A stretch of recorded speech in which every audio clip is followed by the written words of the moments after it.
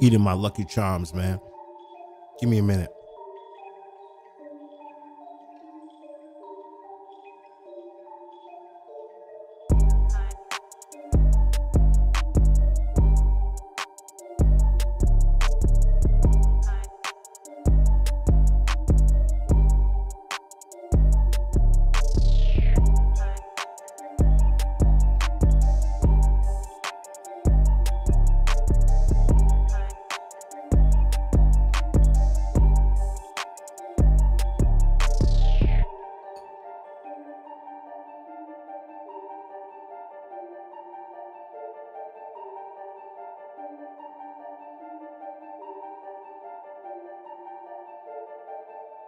Yo, that's so legit. Lucky Charms late at night. Man, how y'all feeling? Yo, welcome to the chat. Flippers part 8. Give it to me.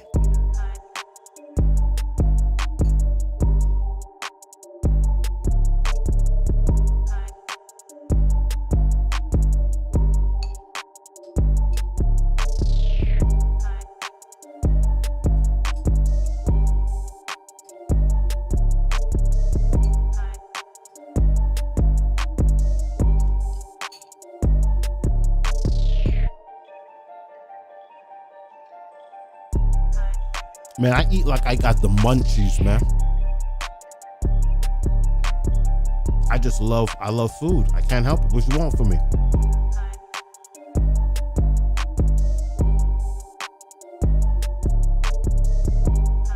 Pink apple, lemon. Crazy.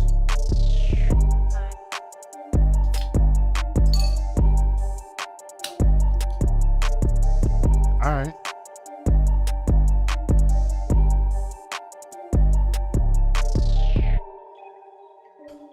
Yo, I think I'm ready to go. I needed that. I needed 3 bowls of Lucky Charms, 2 o'clock in the morning. Let's go. I'm a savage.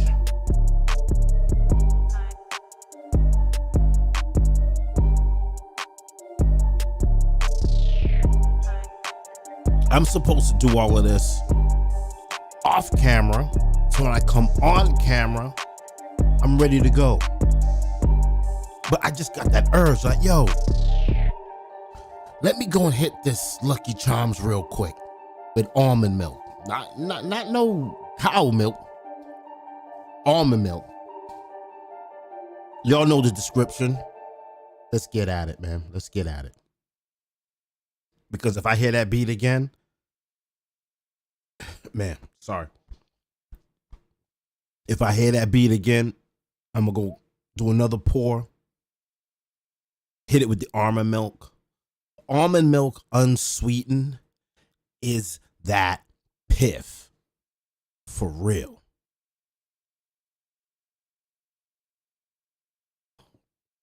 Let me tell you, that was just the bomb. Oat milk.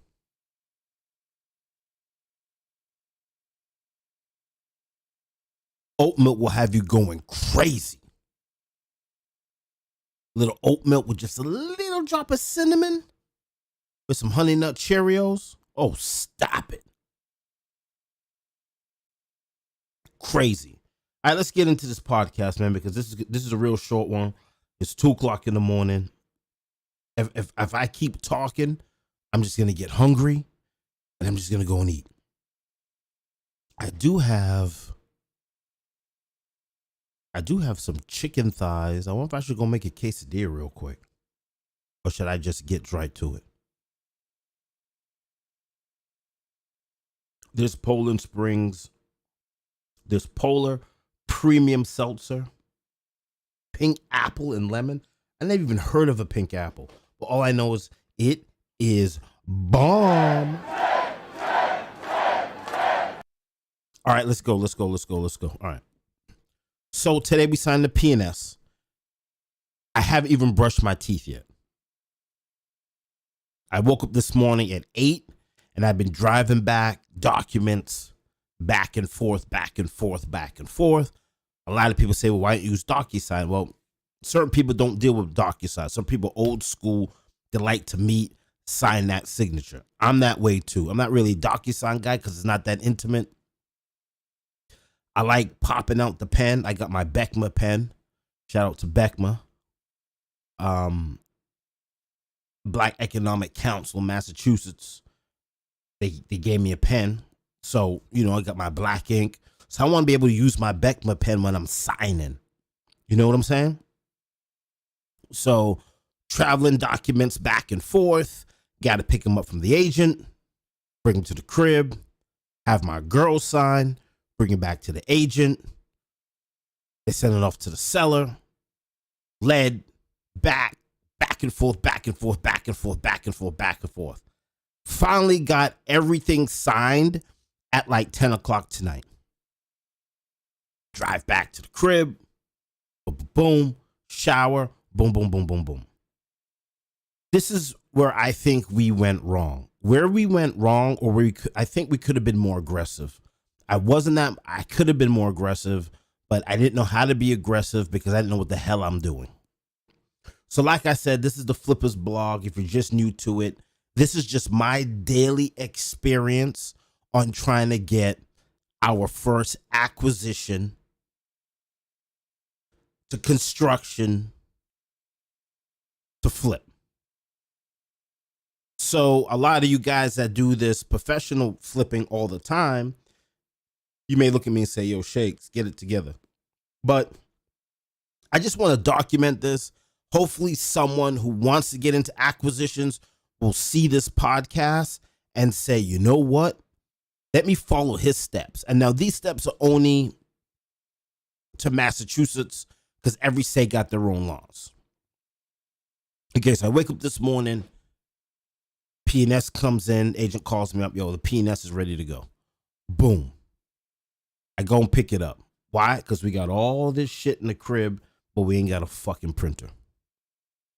Right? We got a podcast studio, no printer. So I got to drive into Boston, pick up the P&S, drive it back, sketch it real quick, beep, drive it back.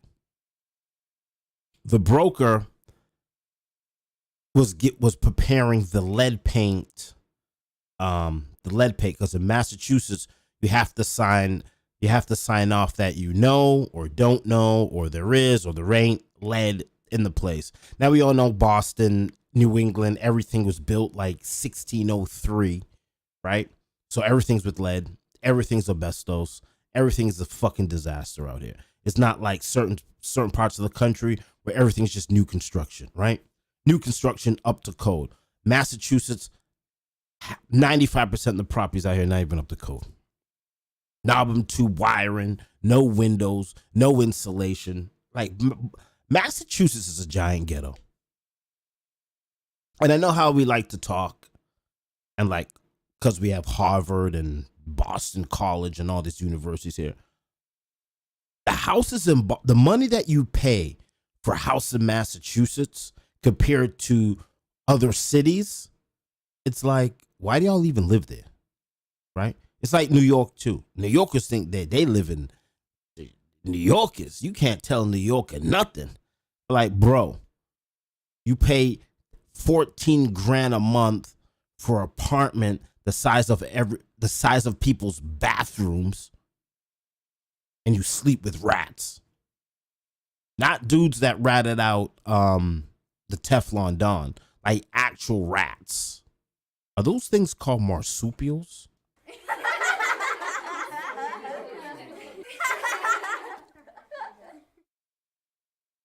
Okay, so drop the P&S off, boom, get the lead, drive it back, bing, bing, bing, bing, bing, bing, bing, bing, bing. But they're like, yo, why don't you do the DocuSign? I just like to feel busy. Boom, boom, boom, sign it, boom, right? The attorney now, P&S starts to do the digging. And the digging. What's going on? The taxes paid. Boom, boom, boom, boom, boom, boom, boom, boom, boom. It comes back that there's an open permit because they did some work on the roof. So basically, from my understanding, what happened was they went down to 1010 Mass Ave. They pulled a permit to fix the roof or to add a new roof or to whatever they did. They did the work, didn't call for an inspection to come by and to sign off on it. So now that roof has been open. Doesn't really matter if the roof's not up to code or not, because we're going to scrape it off and do what we got to do anyway. We're going to throw dormers on there. So we're cutting that roof and probably going to have to re-shingle the whole thing anyway. So it's not a big deal for us. But what happens is, the problem is when you have an open permit down at 1010 Mass Ave. So let me go back. So the attorney said we've got an open permit at 1010 Mass Ave. It's not a big deal. These things happen. You do the work. You don't have anybody come on and sign off on it. So that means that permit remains open. No big deal. Well, it's a big deal to us because we want to go in there and we want to file a short-term permit and a long-term permit. Short form permit and a long form permit. Short form is gutting, bathroom, appliances, cabinets, all of that stuff is on the short form. Going to show you guys the plan maybe in maybe a week or so, once we really sign and it's actually ours. I could go over the blueprints. So the long form is where we're going to go in and we're going to do some structural work. We're going to remove a wall, which happens to be a weight-bearing wall. So we're going to tear that up just to open up the kitchen into the dining room. So while you're chopping up or eating, or while you're preparing your Lucky Charms, you can still be talking to your whoever's sitting at the what is it called? Sitting at the island or at the dining room table. So to file these, we got to go back down to 1010, certified plot plan, conditions. This is the as is. This is a proposed, and framing. And how are we gonna behave?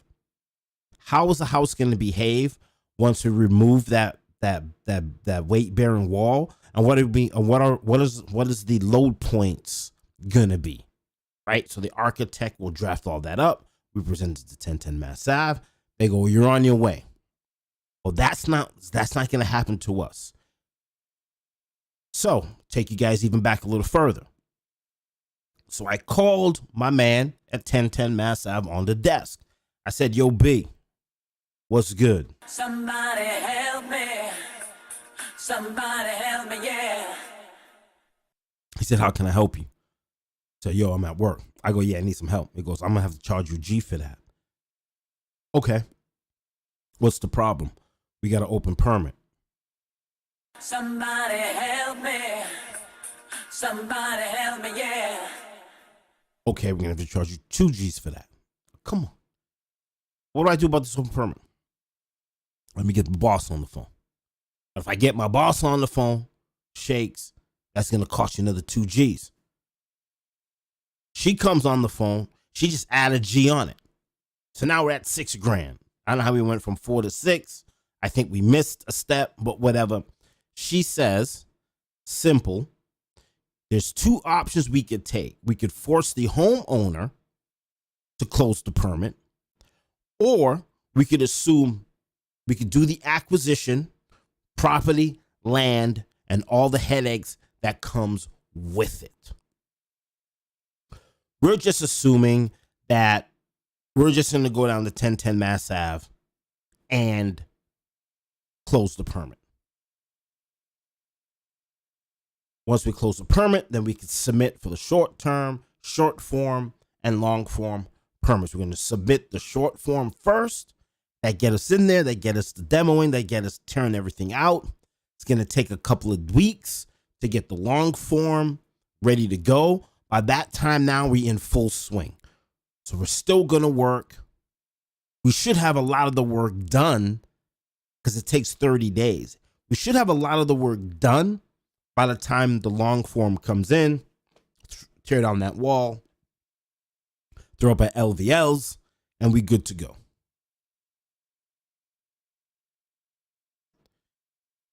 So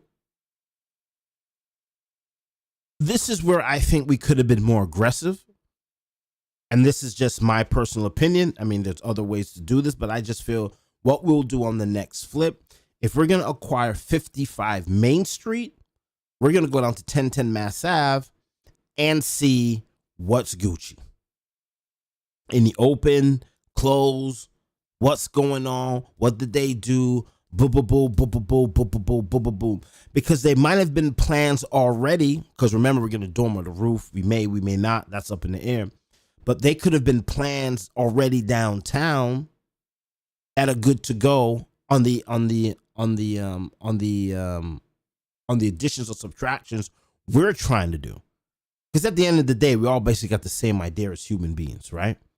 So the homeowner could have went down there, did the due diligence, plans are on file, met a contract. The contract's like, yo, that's gonna cost you Here comes the money. you know, supplies are gonna cost you, labor is gonna cost you, Here comes the money. they're not delivering from Canada, I need a new pair of Jordans. So the homeowner could have said, you know what, F that, we're backing out, but the plans are still downtown. So we now that's coming in, we could have just piggybacked off those plans. That's why, to me, I think what we should have done was, which we'll do on the next one, is 55 Main Street. We run straight down to 1010 Mass Ave, and we just do some digging on the public records, what's open, what's closed, what was proposed. And that way now, we know we can start to work right away because the plans are already there. And once the plans are approved for the first owner, they should be approved for the second owner. That's just my opinion. It could be, I don't know, like my crib, there's plans for a second floor down at the deed office. So at any time now we want to go and do that, the plans are already approved. We Gucci, right, to go up. So I think we could have been more aggressive and using our friends down at 1010 Mass Ave to guide us through this mess. And we could have had the attorney who drafted the P&S be like, yo, boom, we noticed that there's an open permit downtown 1010. Let's get that thing, let's get you downtown to have this thing closed. Because on the flip side, the attorney doesn't know what the hell we're doing. The attorney's just thinking, oh, they're buying a crib, they're going to move in. They're probably not going to move in and tear the house apart. Starter home, new couple, they're just buying the house to move in. But if we had told the attorney, yo, listen, we cannot file a new permit until this permit is closed, then the attorney could have held the seller's feet to the fire. And I think that's big when you're jumping into a project, when you don't really do your due diligence, and then you're like, oh man, I'm gonna turn this into a 4-family, 20-family, 100-family, and you're like, no, it's only zoned for a 1F. You know what I'm saying? Or you've got this open or that open. So the fact that the attorney went through it, told us, I immediately called 1010 Mass Ave. My boy's at the desk. I'm like, yo, this is the problem. He says, come in, go to desk 3. Once we go to desk 3, now, because remember, the big boss at 1010 said, you're going to acquire the property, you're going to acquire the land, and you're going to acquire all the nonsense and headaches that comes with that, with that parcel. So then we go to desk 3. We're going to close out the permit on the roof. Inspector will come off, sign off on it. That means it's closed. And then now that it's closed, we could submit the new forms. If we had done our homework, right? Because when is that inspector coming out? Right? So this added time on the project could slow us down. Because we're trying to get this parcel ready for hot time. Hot time. There we go. Hot time. Spring market. Woo! Dance for me, mommy. Wait till the horns come in.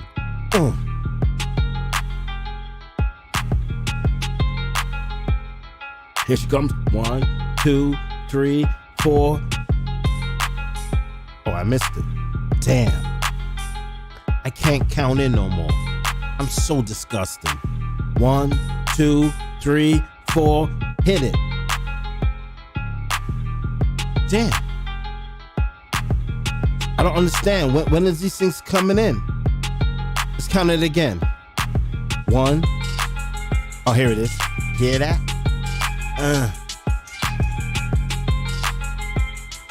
You hear them?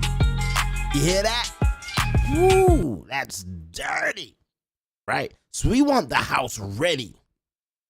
We want the house ready for that. Woo. She's from the Dominican Republic. I think I'm in love. Stop it. Platinos.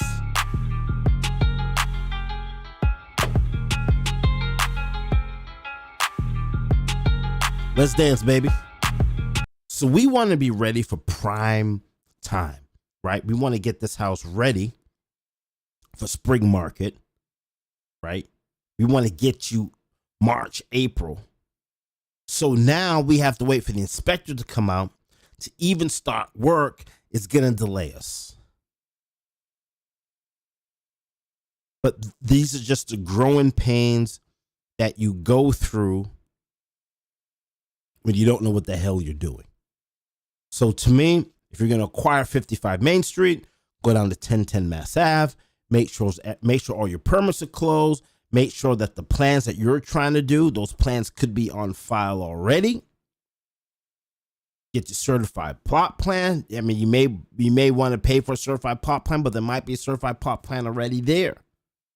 Right? So that's what we need to do. And I think that's just my personal opinion, my personal advice of what happened to us, how we could have streamlined this project more. Now we're going to go to closing. I probably will have the attorney kind of mention it to the seller's attorney, like, yo, is it possible that you guys could close that permit so we could so we could add a permit? Probably talk to the attorney tomorrow. It wasn't drafted. I don't want the attorney to have to draft a new P&S. We're just hoping that we could just, here's a beer or take care of us, please. Go down to 1010 Mass Ave, close that out. So by the time we at closing, maybe the inspector would be there by now. So then when we get that keys, we can submit the new plans and get it popping. Stop it.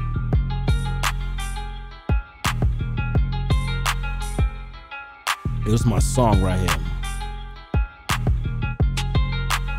This is like chilling on the beach in Puerto Rico, or the villa in Dominican Republic, eating, I don't know what they eat down there, just eating something fresh, chilling.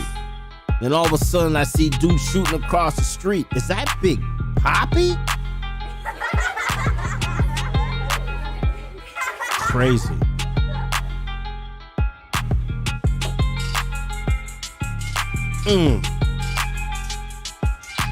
Listen to that. That's so crazy. Yo, this podcast, hey, yo, we got the hottest beats. We got the hottest beats. Nobody can fuck with us. We in the streets. Talk to me.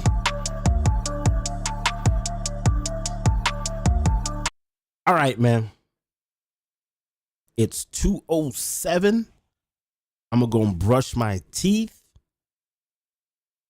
Tomorrow, what's going on tomorrow? I don't think anything's going on tomorrow.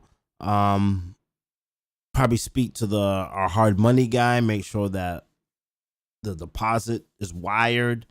Everything should be in hand. And then we just sit tight and wait for closing. We were supposed to close today, the 20th. But things got pushed back. And I think things are getting pushed back for us to understand the process. All right, I'm out of here.